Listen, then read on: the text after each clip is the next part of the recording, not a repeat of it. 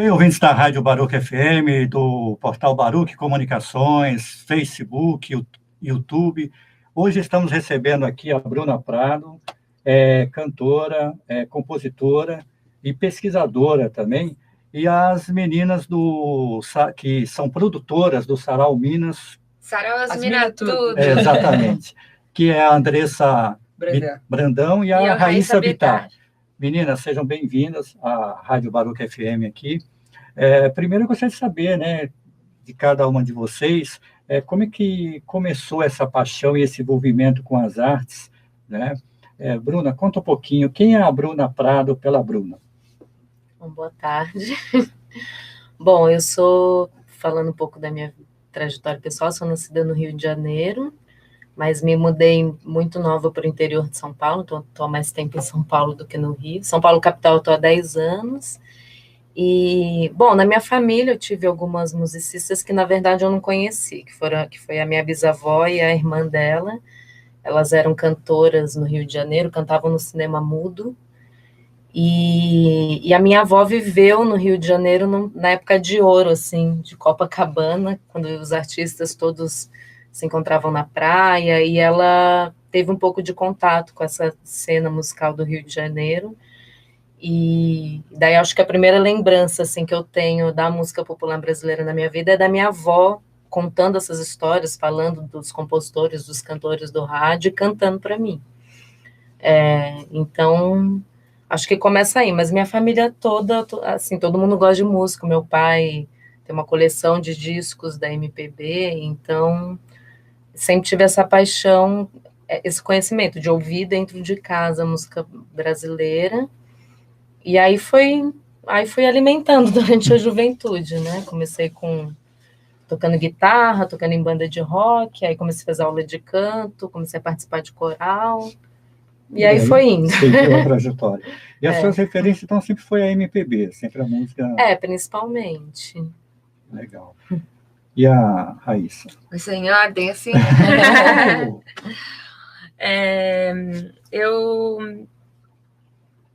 Minha avó... Engraçado, também tem um lance com a minha avó. Minha avó, ela queria ser cantora e a mãe dela não deixou. E eu ouvi isso desde criança, assim, a mãe da minha avó não deixou ela cantar, e por isso ela deixou de ter uma carreira, e foi ser mãe de família e tudo mais. E aí, mas engraçado, eu sempre quis brincar com a emoção das pessoas, eu sempre gostei de fazer teatrinho em casa, e fazer cena e cantar, então eu sempre soube que eu queria ir por aí. E aí, com o tempo e com as oportunidades, eu fui vendo que isso era uma possibilidade real de ter uma carreira, de construir, de ser, de fazer.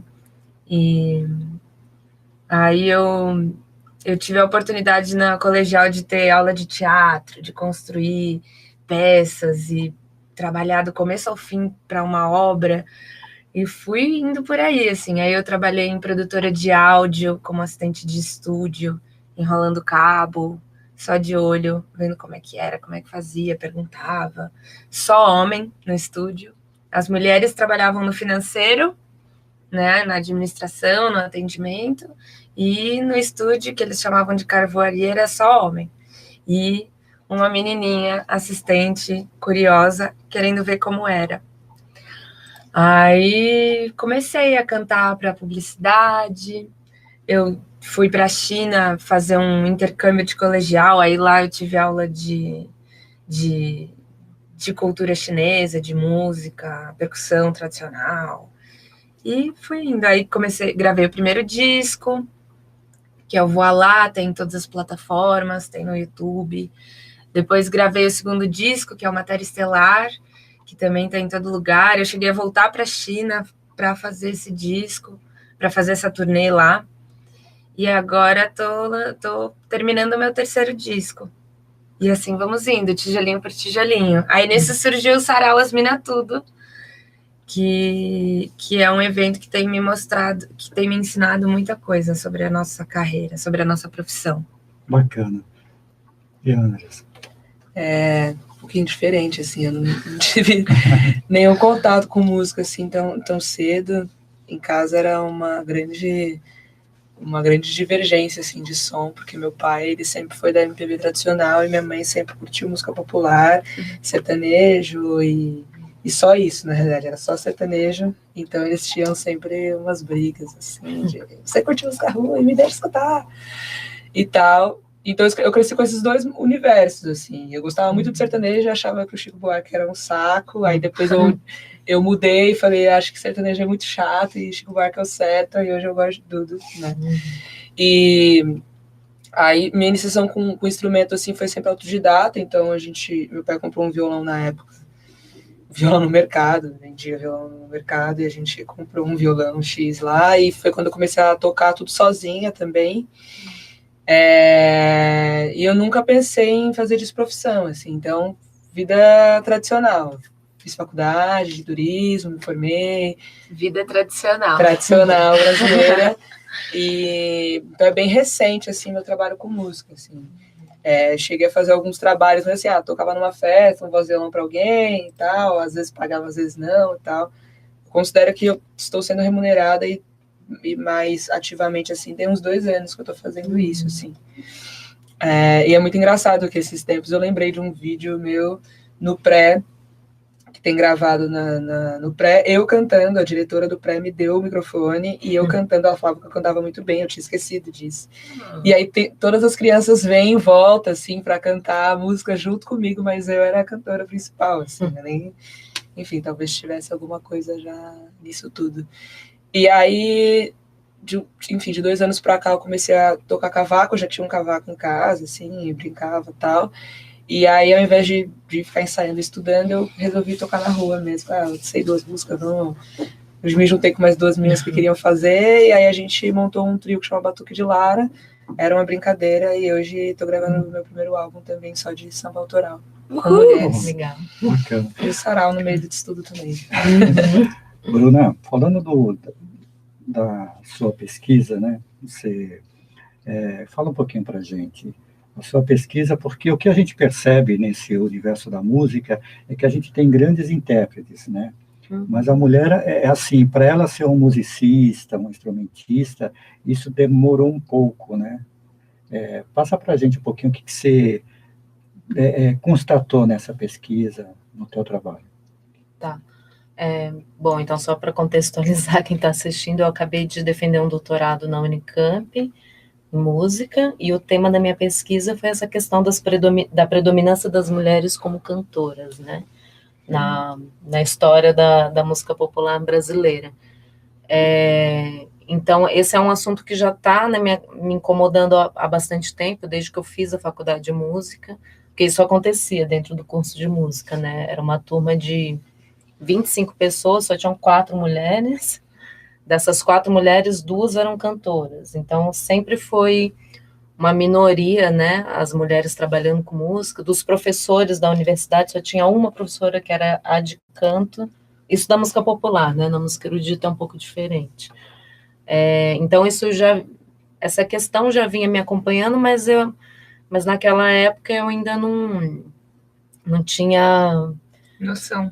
Não tinha isso, assim, a gente percebia essa predominância, mas não pensava muito sobre isso, eu pelo menos, né? Por quê? De onde vem? Não me questionava muito sobre isso. E daí foi depois de alguns anos já morando em São Paulo, trabalhando com isso, e tendo essa experiência, né, de trabalhar com homens, sempre tocando com homens. Aí gravei meu primeiro disco quando mudei para São Paulo, eram só homens no estúdio, e falando uma linguagem que para mim era grego, assim, que eu não entendia, embora eu tivesse feito a faculdade, né? Aí foi me despertando essa vontade de pesquisar o tema. E aí, assim, quando você começa a pesquisar, você começa a descobrir que você não está descobrindo a roda, né? Muita gente antes de você já pesquisou. Então, eu entrei em contato com alguns trabalhos e, assim, a primeira questão é que, na verdade, sempre existiram muitas mulheres tocando instrumento e compondo. A questão é que elas não apareciam. A visibilidade. Não tinham visibilidade, não eram incentivadas.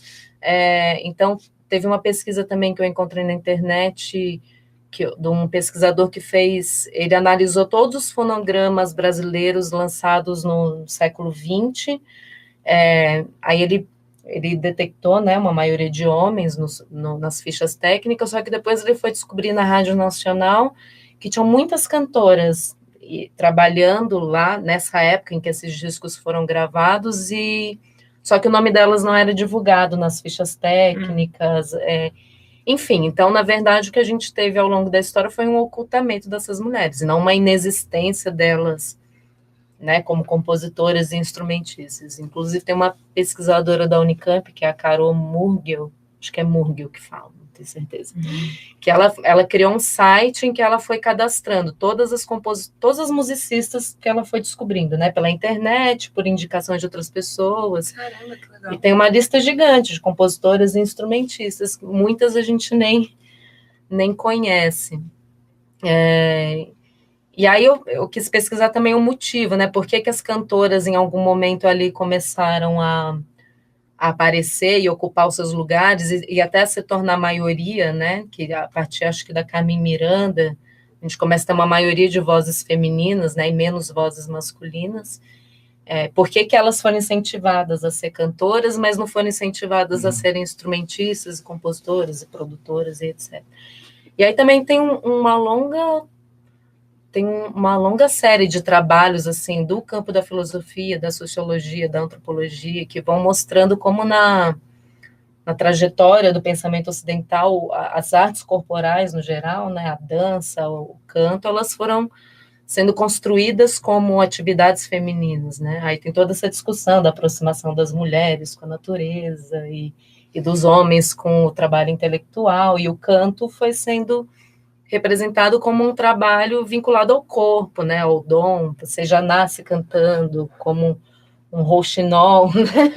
Diferente do compositor e do instrumentista que estão ali estudando técnica, né? Então tem toda uma construção que vincula, né, o canto ao universo feminino.